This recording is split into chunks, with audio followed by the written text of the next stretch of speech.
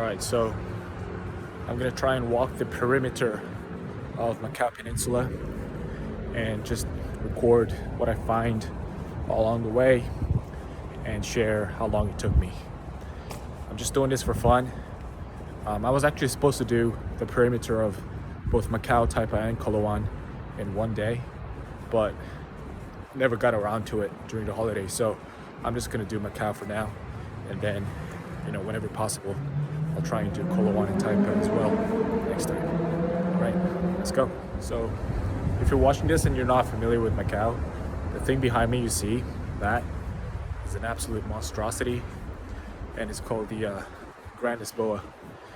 And it's, if you look at it from the top as an aerial view of Macau Peninsula, it looks ridiculous. And I know there's a lot of like feng shui implications with that building as well, but I don't really know them off the top of my head.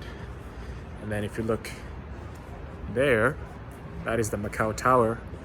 And actually, fun fact, one of the reasons that I moved to Macau in the first place was because my dad he's an engineer, and he was part of the team that built the convention center downstairs, his company, not the actual tower, but the convention center, which I think no one really goes to anymore, but just like that's supposed to be the chief executive's house, but I've actually never seen anyone part of that building, so I don't know if he actually lives there.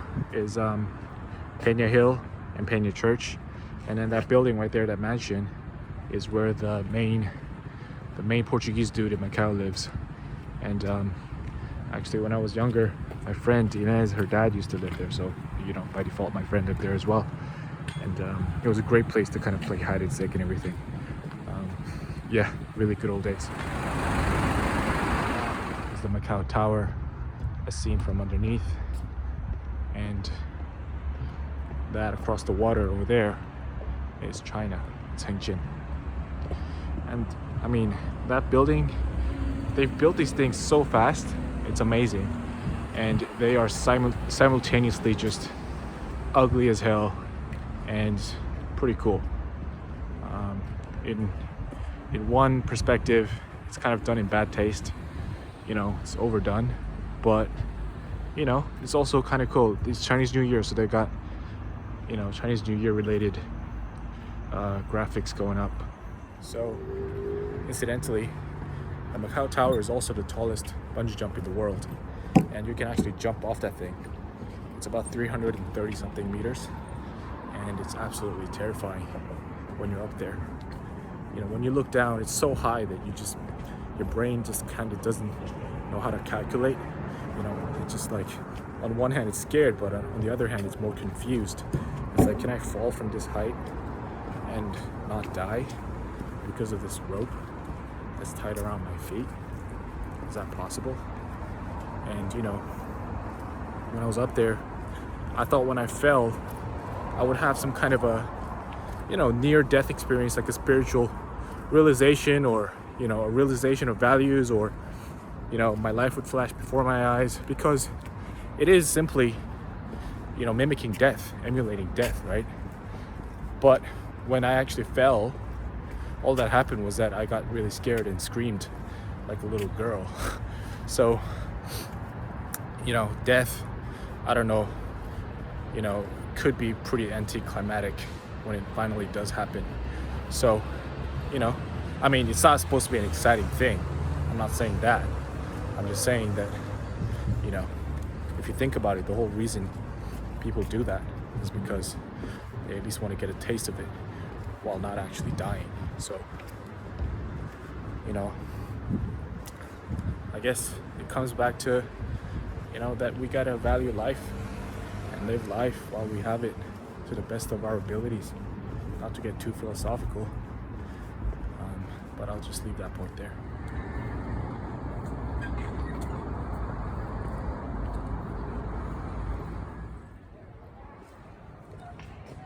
So we're getting into the old part of Macau now. We're just about to come up to the Ama Temple.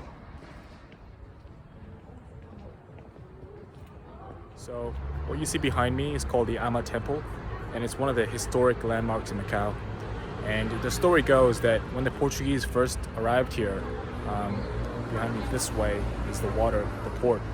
And when they first arrived here, they asked the local people, you know, what is this place called? And then they just thought they were asking about the temple, so they said, oh, Ama.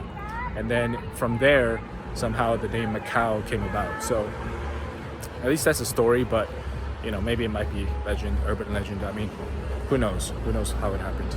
But anyway, so that's how Macau got its name.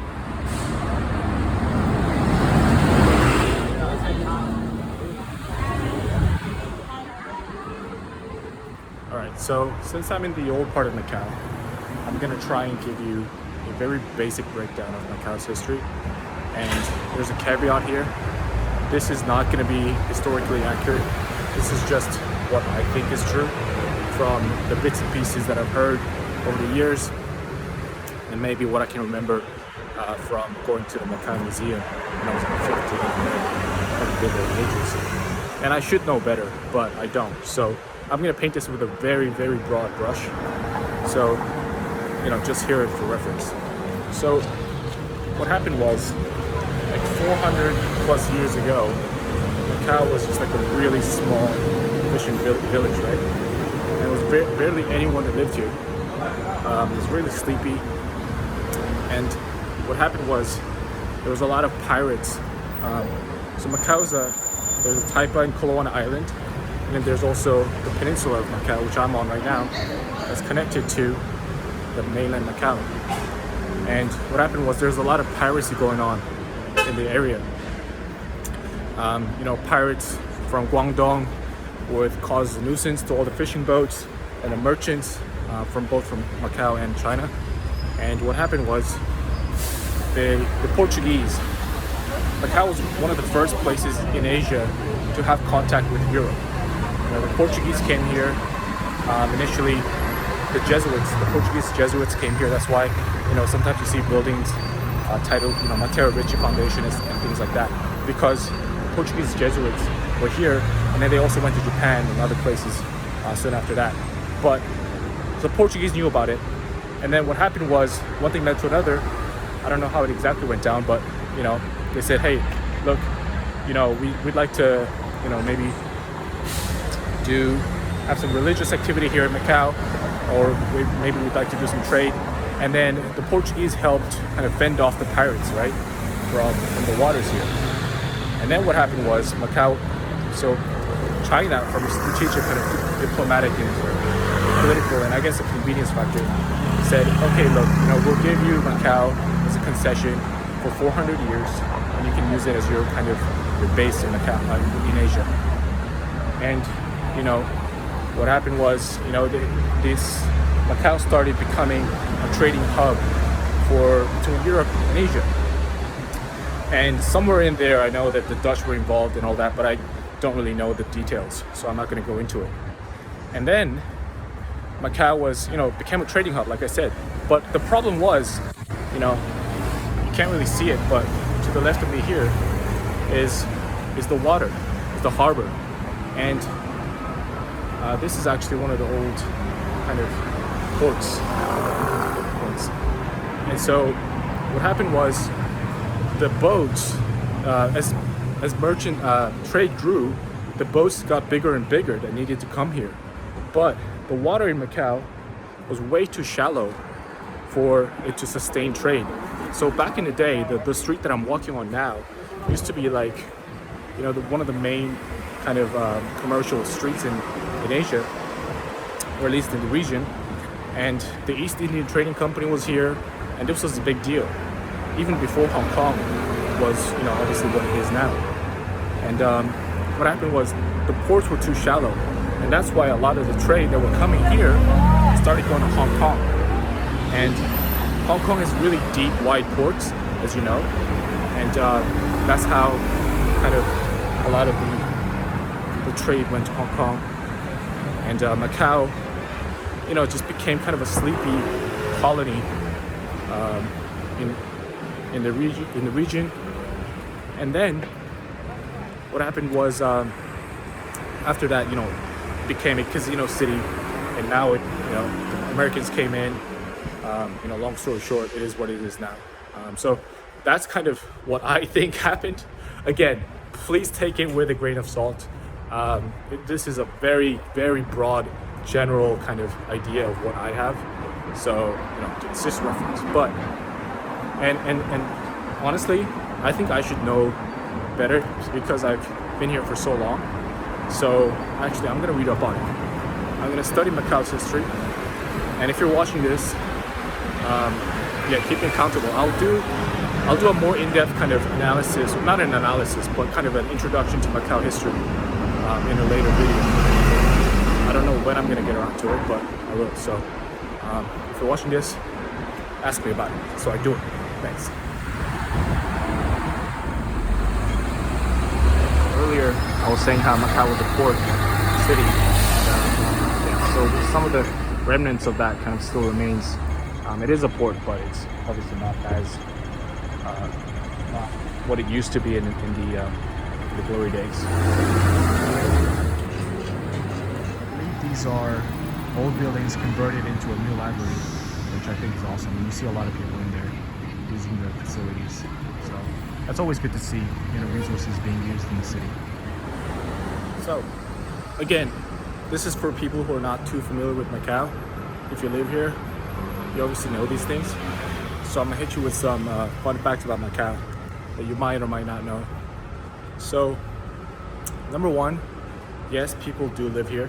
When I travel, sometimes I tell people that I live in Macau, and then the idea of a casino city is so fixed in their minds. It's kind of like the Vegas Strip, right? People don't even imagine that people live here. Obviously, as you can see, a lot of areas in Macau are residential. Only a very, very small part of Macau is actually a casino, and that's mostly concentrated in the Cotai Strip, and some casinos are on the Macau side also. Macau has a population of about 600 plus thousand people. I think it's closer to 700,000, and everyone lives here within, I think, 31 or 32 square kilometers. So it's a very small place geographically, but it's quite significant economically for China and for the region, because before COVID, pre-COVID, Macau used to do like 14 times the gambling revenue of Las Vegas, which is crazy, in like 2016, 17, etc. And that also leads to the second fact, which is that Macau used to have the second highest GDP per capita in the world. I don't know about now. I mean, obviously, the adjusted numbers won't come out until later. Oh man. But yeah, so Macau is a very rich place on paper, but that doesn't mean that everyone here, all the residents, are living lavish lifestyles. As you can see behind me here, this is kind of the older, kind of more industrial area of Macau, and the people here definitely don't live in luxury. As you can see, people have kind of cages on their windows, and I've always wondered why, because in terms of crime and everything like that, Macau is very safe. There's not much robbery, but all the old buildings have cages, which is it's really bad looking, and also I think from a psychological standpoint it can't be good, because this area is already quite dark, and to live in a house where you're literally caged in, it won't be good. And what else? Macau is an SAR, which stands for Special Administrative Region. So it's really special in the fact that there are only two SARs in the world, Hong Kong and Macau. So what this means is that, politically speaking, Macau has a degree of autonomy, not full autonomy from China. It is part of China, obviously, but it is, it has a degree of political and legal autonomy from China for now. So it's one of the two SARs, and that has a lot of kind of, political significance in the world. And so for such a small place, and like I said in my rant about the history of Macau, it was one of the first places to kind of be you know, have contact with Europe and Asia, and there's a lot of like historical significance to Macau as well. So, you know, it's for such a small place, it packs a lot of punch. So, you know, those are some fun facts for you in Macau. Like I said, it's also got the biggest bungee jump in the world, and also I believe, if it's true, it also has the highest vehicle density in the world per square kilometer. So as you can see, there's tons of mopeds here, tons of cars, and you know, there's lots and lots of vehicles. So, you know, parking is really hard to find in Macau, and if you want to rent parking space, it's very expensive. It can be, you know, up to like 3,000 plus 3,500 Hong Kong dollars per month, which is a lot of money. You know, if you don't really know how much that is, that would be about you know, like maybe 500 US dollars per month for a parking space, because in a lot of parts of the world, parking is free. And if you wanted to buy a parking space, it would cost you maybe, you know, 2 million Hong Kong dollars or 2.5 million Hong Kong dollars, upward, you know, up to 3 in a really kind of good area. So that's a lot of money as well. You know, that's inconceivable in other parts of the world. That would be an entire house you could buy or more. So, you know, in Macau, like I said, you know, car parks are expensive, but obviously it goes hand in hand. Properties are really expensive as well. A normal kind of 3-bedroom house will easily go for, you know, more than 1 million US dollars on the type of side. And in Macau, you know, even these older buildings, they would go for about, you know, 2 or 3 million or up to 4 million Hong Kong dollars per apartment. So properties are really expensive here. And back here we have some fun dancing going on. But anyway, I have to stick to my route because I'm walking the perimeter. I gotta make sure that, you know, I'm walking the right way. And I think I am, but I gotta double check. So those are some fun facts for Macau, and if I missed any, let me know. Thanks for watching so far. The journey continues. I think I'm about 40% done, or maybe 45%. So let's go.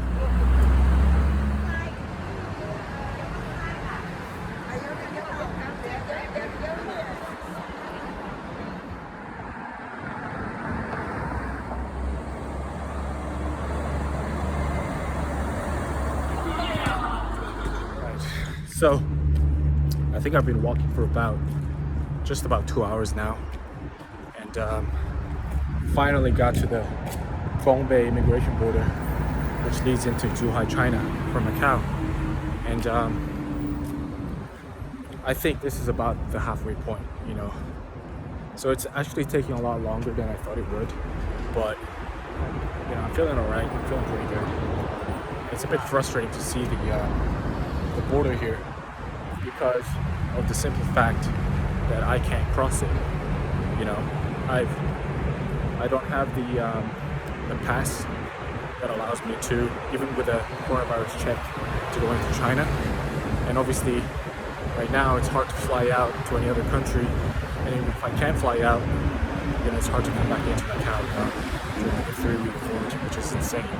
So, you know, it's a weird feeling. I've never really been restricted, you know, from travel before.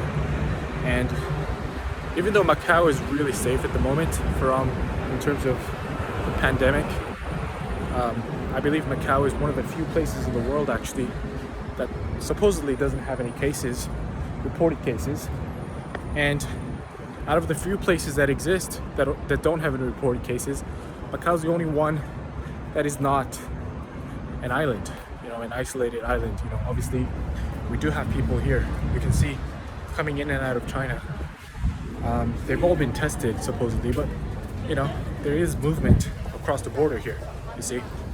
But you know, so far Macau is quite you know, everyone's quite relaxed about everything, and I'm hearing that the vaccine is going to be available soon, if it isn't already.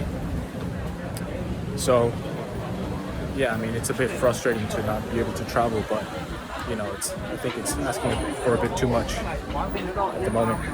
A lot of people around the world have a lot worse. So I'm actually very thankful. But yeah, again, I think I'm just about at the halfway mark here.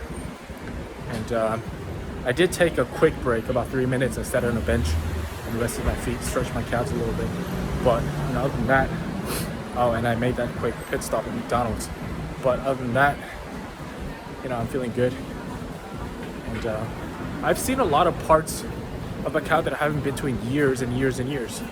Obviously, I'm just walking across the perimeter. Okay, incidentally, found a map here. So this is where I started, and then I've walked like this all the way down here, and then I went up here this way, and then all the way up. And I think, as you can see, I'm in the yellow bit. So it's just about halfway, maybe 45%. Anyway, doesn't matter. I'm not gonna quit now. Keep going. And like I was saying before, it's good to see Macau from a different light. Lots of these parts of Macau I never really come to because they're quite residential, and there's no real reason or need for me to come here. And then also, there's not that much going on here. Like, for example, here, because this is in front of the I'll just show you something interesting. Because this is in front of the border, and a lot of people come into Macau just to buy some baby like formulas and medicine and things like that, because some people don't trust the products sold in China. So they would literally cross the border from China into Macau and come to a place like this, buy medicine, and then, or baby formula, and then just cross back over back into China, and then sell it, at a profit, an arbitrage. So, there's things like this. It's quite interesting, and obviously, this used to be a lot more busy. Now it's a bit more, relaxed. On any given day, almost at any given time, if the border's open, this place used to be really crowded, and now it's just it's been quiet. But hopefully things open back up soon. And, I'll keep you posted. So I'm finally by this beautiful water reservoir, and it's very nice here, but after walking for 4.5 hours, I'm starting to get tired. And actually, I can see my destination, that Bank of China Tower and that Grand Lisboa. That's where I started, so that's where I gotta go back to. And I think it'll take me another maybe hour and 15 minutes, something like that. But yeah, almost. So I just had a funny kind of experience. So while I was walking, obviously, I got my earplugs in, and I was listening to music, and then I was listening to podcasts. And then I was thinking, instead of listening to a podcast, which is effectively, you're listening to other people talk, so you're consuming other people's thoughts. Instead of that, why don't I just try and, do my own podcast in my own mind, but do it in a way that kind of runs like a podcast. It runs along a theme, and it's a coherent kind of consistent narrative, almost a conversation kind of with myself on a certain topic. And I try to do that with chess. I've been playing some chess recently. It's something that I enjoyed doing like in college, and then I kind of fell out of the habit of playing chess, and now I'm just getting back into it, and I'm really enjoying it. So I was just trying to make myself think about this one topic from different angles, and come to maybe a form of conclusion of some kind, and that was the goal. But as it turns out, it's much more difficult to do that, than you think. It's just because when you're thinking about a topic, especially when you're walking around like this, you're looking for the right way to go, and you get distracted by traffic and cars and different sites and everything like that. And I found it really difficult to have that one consistent kind of train of thought on this one topic. And I found myself kind of consistently getting distracted, and not being able to arrive at that conclusion that I was talking about. So, I'm sure that's a skill. I'm sure that's something that you can practice. Maybe in the future, instead of always listening to a podcast, and that's kind of the easy temptation to fall into, because it feels productive, right? You feel like you're learning something. There's new information. It's kind of stimulating. And if you're listening to kind of a high quality podcast, yes, you are learning something. But at the end of the day, why don't you give your own thoughts and your own ideas the same respect that you give to the people's opinions that you hear on a podcast? Why not, right? And what if you see kind of which way your thoughts go? And this video is an example, right? Just by me talking into the camera here, I'm kind of forcing myself to stay consistent and explore this one topic of kind of creating that consistency of thought, and that that consistent narrative in your own mind, and thinking thematically. So instead of like jumping around from idea to idea like a grasshopper, trying to stay focused on one topic and keep your mind on it, even when you're not talking or even when you're not listening to anything. I found it quite difficult. But yeah, anyway, that's kind of a ramble. But that's something I'd like to try and do, because I feel like you have thoughts all day. Honestly, as people, we're always thinking about stuff, right? But most of it is very, very surface level thoughts. Very surface level. Like you're just thinking like, oh, I'm hungry, I want to go there, I want to do this, I should check my email, I should do this, how should I reply to this text? It's very surface, and obviously you can't just be sitting there thinking, lost in deep contemplative thought all the time. And I'm not saying that's what you should try and do, but there is a place and time for to go a little bit deeper.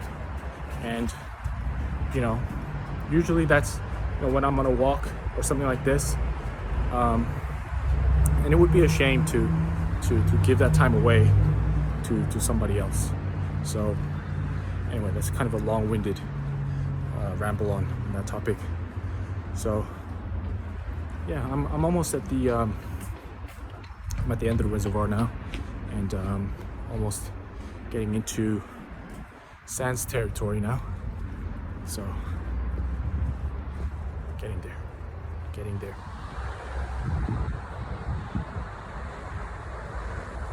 All right, guys. So I'm by the Sands Casino in Macau, one of the first American casinos to open in Macau, still running strong.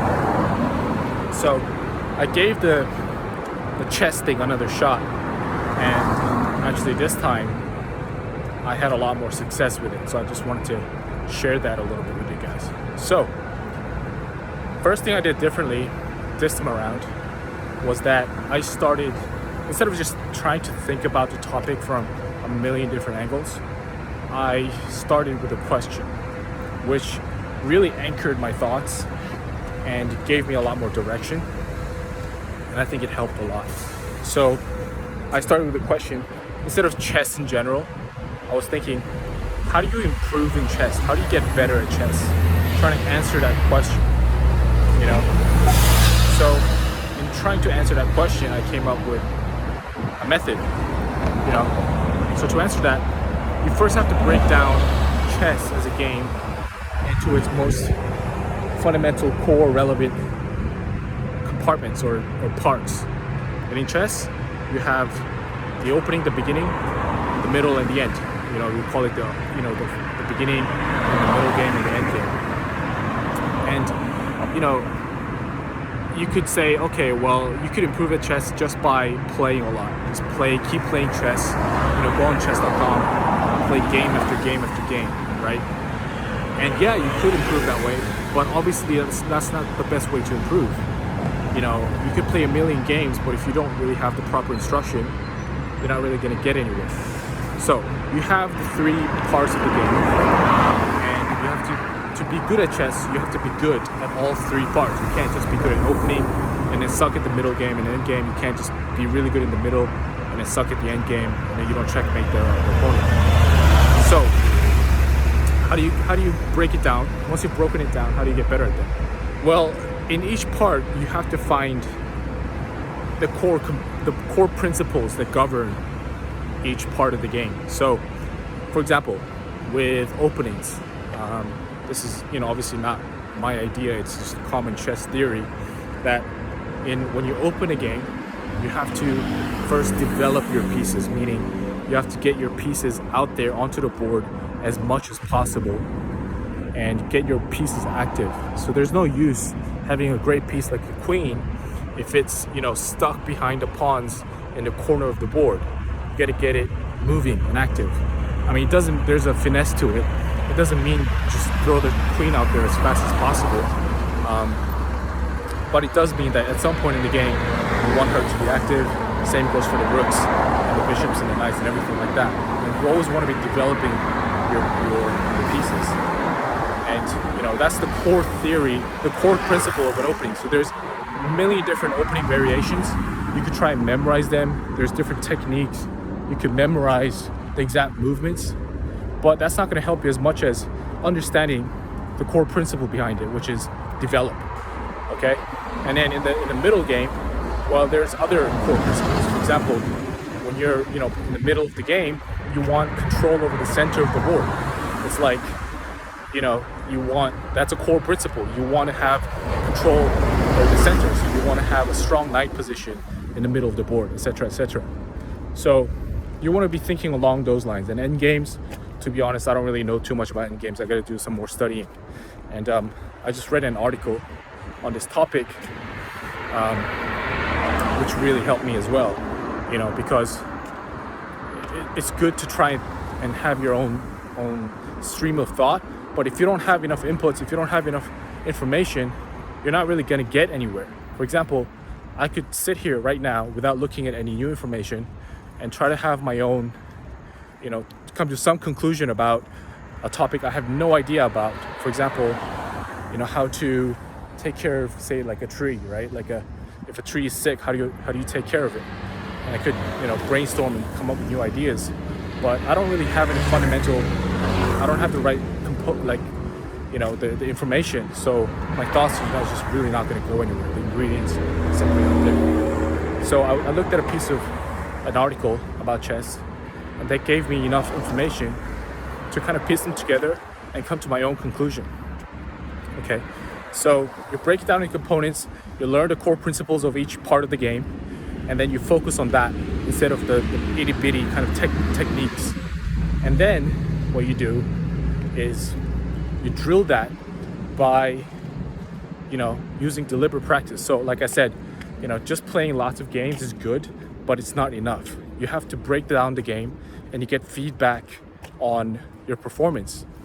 Otherwise, you know, you might just be doing the wrong thing over and over again and getting really frustrated. So how do you do that? Well,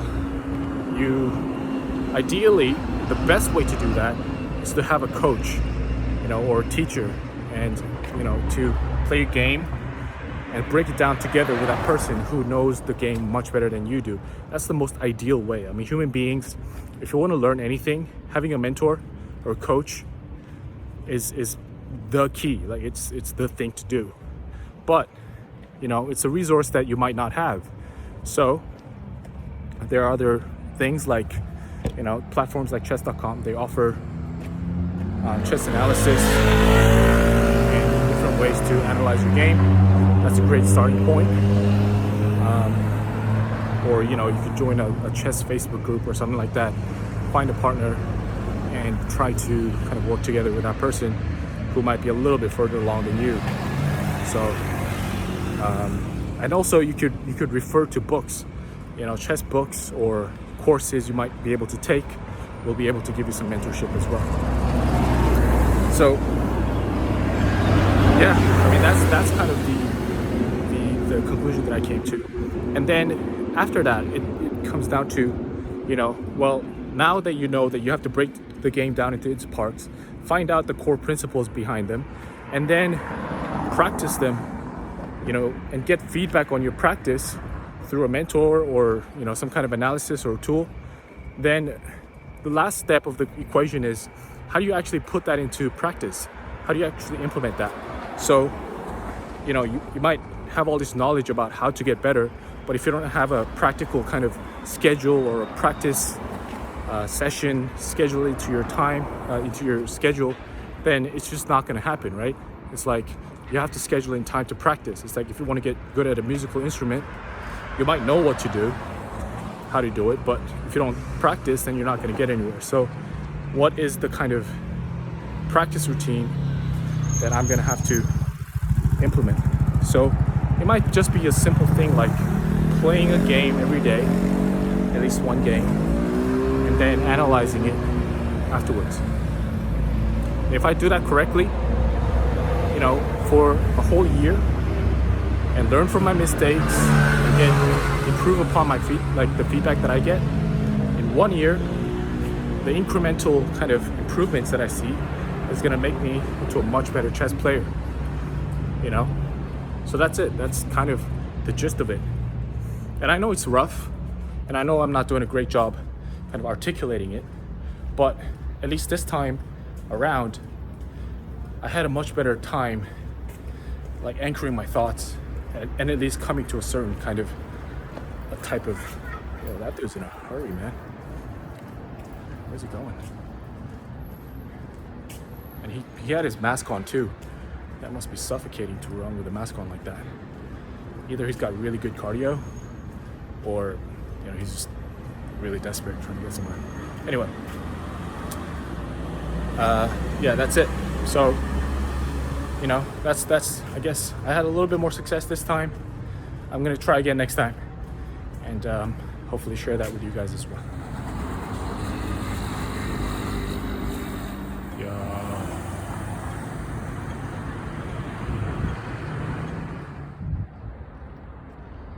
Yo, finally, I see the end in sight. Be there in 10 minutes.